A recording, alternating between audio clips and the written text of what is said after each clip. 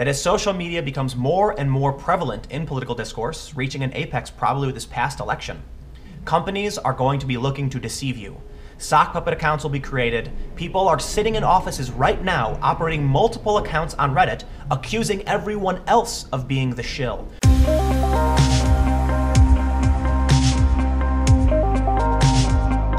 Today, I want to address some of the issues surrounding the schism in American culture, the cultural civil war, and some of its aspects. First, let's take a look at this story from a few days ago. You may have heard that Julian Assange's Twitter account was briefly deleted. On Christmas Eve, people started freaking out because Julian's account was deleted, apparently. And this report from CBS News, Julian Assange's Twitter account reappears after mysterious absence. The official Twitter account of controversial WikiLeaks founder Julian Assange is back online after disappearing from social media platform overnight. It's unclear whether the account was suspended by Twitter or deactivated by Assange. A Twitter spokesperson did not answer CBS News' question asking if the account was suspended, but pointed to the company's language on how users can deactivate and reactivate their own accounts. When an account is suspended, Twitter usually says this account has been suspended for violating community guidelines, etc.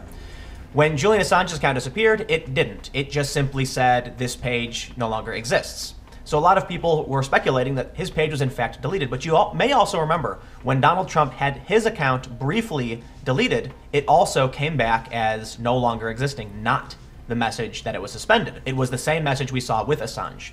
Well, Assange came back the following morning and not much was said by him or by WikiLeaks, so we really don't know what happened. Assange's account posted the following image of Santa Claus on Monday morning without explaining the brief absence.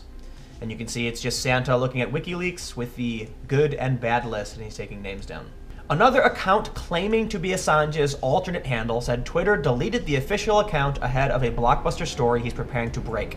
There was no confirmation that Assange authored the alternative account, and it was later suspended by Twitter. So it sounds like nothing happened, but I have to say I am very impressed that simply by presumably deleting his own account and reactivating it, he's caused some kind of conspiracy with now people losing their minds to try and figure out what happened. Certainly the conspiracy corners of the internet are taking it seriously, but the fact that CBS News and so many other wrote about this, it's kind of funny. You have to admit it's kind of funny because nothing happened. But moving into the territory of the schism, the political divide, and the conspiracy theories running amok, we have this Reddit post from r/news. Julian Assange's official Twitter account not appearing. The first comment, what the hell is going on in this thread? Followed by professional amateur propagandists and their army of useful idiots. Now when I first saw that, I didn't know if that was because there was pro or anti-Assange sentiment. Because for the longest time, Julian Assange was the darling of the left, and Reddit loved him. Edward Snowden as well. But now, everyone thinks that they're agents of the Kremlin, they're Russian propagandists, and people seem to hate them. So when I see a comment like this, I'm just confused. I'm like, okay, which way are the propagandists going? Are the share blue, Democratic campaign shills that the right is concerned about, or are they the Russian propagandists that the left is concerned about? Well, let's find out. Russia has been in league with WikiLeaks for a while, and Russian trolls are on Reddit already. Russian government hires people, hence the karma carnage. They spelled karma wrong. Trolls and Russian bots.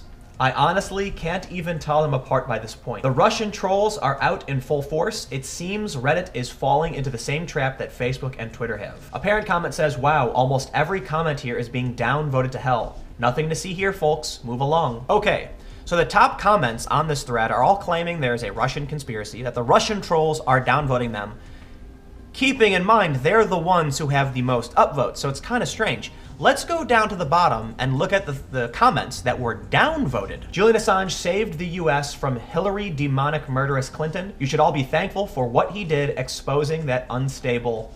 Let's avoid swearing here in these videos. Here we have I hate Les Moonves with -30, and he said, Julian Assange is my buddy to the max. He is my friend to the friendly end. He is a nice friend. I like him fairly well. -22 points, a break-in at his lawyer's office, and now this. I think they are testing the waters of public attention, and then we'll deal with Assange accordingly. Everyone look out for Assange. -51 points, liberals hate Julian Assange because he exposes the truth and destroys the typical CIA-fueled BS you hear on CNN and even Fox Evangelical News, which some liberals have been referring to lately as a legitimate news source. I never thought I'd see the day for that. The world needs many, many more people who do what Julian Assange does, and people like Seymour Hersh. And this post has -51, and below it you can see this one has 12 points, accusing him of being a corrupt puppet working for Putin. So look, it's not absolute, but in this thread you have a bunch of people who are critical of Julian Assange and critical of Russian propaganda who are sitting near the top, and those that are in support of Julian Assange are sitting near the bottom. It's kind of a strange thing to look at. On the one hand, the people claiming the Russian propagandists are taking over are the ones who are getting the most visibility. Okay, are the Russians trying to make sure those comments get visibility? And then the ones that are actually praising Julian Assange are downvoted and near the bottom of the page where you can't see them. But you'd think if the Russian trolls were here, they would be supporting Julian Assange if their theory is that Julian is working with the Russians. There's a reason why I bring this up and why I want to talk about this schism. I made a video not too long ago with my brother who successfully manipulated Reddit and still kind of does for his channel on YouTube, Reactor, where he makes satirical videos that are kind of weird and just comedic nonsense. He manipulated Reddit successfully time and time again to prop up his videos and create controversy. This is one person who was able to do this. And there's a video about it on the Mumkey Jones channel that I'd recommend you check out because it's actually pretty revealing when you get to the section about Reddit and how Reddit is easily manipulated. The reason I bring this up is that for a while, very few people cared about social media. Social media platforms didn't have that much reach. Websites like Reddit weren't that big several years ago. Now that they are, and Reddit is the front page of the internet, there is strategic value in manipulating the algorithm and manipulating its user base with very, very simple and easy means. If one person can successfully manipulate Reddit to get a video to the front page #1 consistently, imagine what an organization could pull off. And this is true for the Russians, who do have a troll farm, who do manipulate on the internet, but it's also true for US interests, cybersecurity companies that do the exact same thing. It feels like, to me, there's been a polarizing shift since the last election, where there's competing propaganda now digging their claws into social media, where we actually do see, yes, there is Russian propaganda. We've seen these Twitter accounts that were confirmed to be Russian get shut down. But we also know that American interests, and without naming any specific companies, engage in the exact same behavior.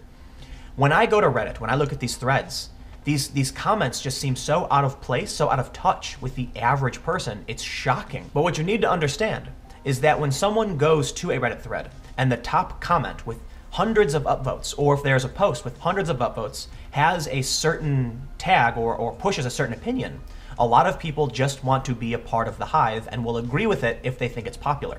Let's take a look at Reddit all. So this is basically all of Reddit. Whatever the post is, it doesn't matter. Up here you can see we have hot, new, and rising. Rising means these are posts that are gaining a significant amount of upvotes very quickly. So first, let's just look at the front page real quick as I'm filming this video. So we have a former Facebook executive. He said, "I think we've created tools that are ripping apart the social fabric of society." We have just a reaction GIF. We have turning screws in a piece of wood, Hitchens' razor, the race is over, there's a dog, there's a thing about Roy Moore trying to kick a dog. Anyway, the point I'm trying to make here is that it's seemingly random. Sure, there's certain politics popping up here and there, but for the most part, all programmer humor, insane people, Facebook, earth porn, be amazed. It's pretty diverse content. But let's look at the rising thread. Now, I haven't yet looked at what is in Rising. I am recording this at the same time that I am speaking with a screen grab. We're gonna click this and see what's going on. The fastest growing, or I should say the #1 of Rising, is criticism of the president. Then we have the Donald. Then we have F the alt-right, then Tumblr. We have Greek God X, sure, and porn. But then we have the Mueller. We have some things that aren't necessarily political, but more politics, porn, dogs, and then it sort of breaks down from there. But the reason I bring this up is that typically the fastest growing posts are political. Now, I can't say exactly why the posts that are political grow the fastest. Maybe it's just that the average person is really, really into the cultural civil war right now. But the other obvious answer is that both sides are shilling. They're using bots and they're manipulating to push up their politics to the front page. One of the things I've noticed about this schism is that whether you're on the left or the right, both people are shocked that the other side isn't criticizing the other side. People on the right are focused on particular issues. It usually is foreign policy, issues of international trade, and work. That's why we're hearing a lot about Nikki Haley and the UN right now. And people on the left are usually concerned about social justice, social issues. Right now, the left is really concerned about Russia because Russia serves the narrative that Trump shouldn't be president, and they don't like Donald Trump because, well, there's a lot of propaganda, and there's a lot of genuine reasons not to like Trump. But certainly a lot of people sort of just toe the line. And the same is true for people on the right who fall in line with the stories they see. They're critical of social justice issues, and they're concerned about overly dramatic propaganda targeting Trump and fake news, which I will admit, yes, there's a ton of gaffes and bad news targeting Trump. And this, side note, detracts from the actual criticism. Both sides seem to be stuck in some kind of fight without a genuine argument towards each other. Certainly, the left has some genuine arguments and the right has some genuine arguments, but for the most part, people seem to point at the wrong thing. Recently, NPR took a look at RT's Redacted Tonight. And they said some pretty interesting things about Lee Camp, the host of Redacted Tonight, and the program itself. No one from the audience we interviewed said they missed not hearing jokes about Michael Flynn, Russian meddling, or Vladimir Putin's repression. Troy Hung told us, I liked it. Definitely better than talking about General Flynn, something more important that actually impacts people's lives. You know, talk about the tax plan, how it's going to affect the American people, and yeah, I thought it was good. Julia Yoffe of The Atlantic says despite such pointed japes, RT produces Redacted Tonight to assist its mission. There's a term called useful idiot. Mm-hmm. That was Lenin. It's apocryphally attributed to Lenin. Yeah. I'm sure Lee Camp and his co-conspirators on the show have the best intentions, but they're being used for propaganda purposes. You know, it's a kind of classic page out of the old Cold War playbook where you sponsor the people who kind of agree with your message in other parts of the world, which is, you know, you're against American imperialism, you think both parties are just as bad, you decry American actions abroad and American social injustices domestically. But the thing is, the kind of underlying hypocrisy of it, which is they're not doing it for the rights and the lives of the little man or the little person. It's for Putin's power. One of the things I've talked about in the past is that when people call Russia Today or Sputnik propaganda, they're technically wrong, but it's technically true. Russia Today and Sputnik don't hire people and then force them to say things. They're not forced by an editor to push certain stories, for the most part. Certainly sometimes they are given stories by the editor that they have to write. But usually how these companies work, and how even American companies work, is they hire people who already agree with the message they want to push.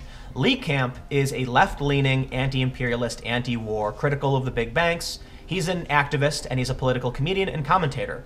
A lot of the stuff he puts out, it's pretty funny. Some of the stuff I don't think is too funny, but I think he does a pretty good job overall. He has his opinions. And he's actually come out and talked about this on an episode of RT after being accused of being Russian propaganda. Now I don't claim to speak for every RT America show, so instead, I'll let the former director of intelligence, national intelligence, do that for me.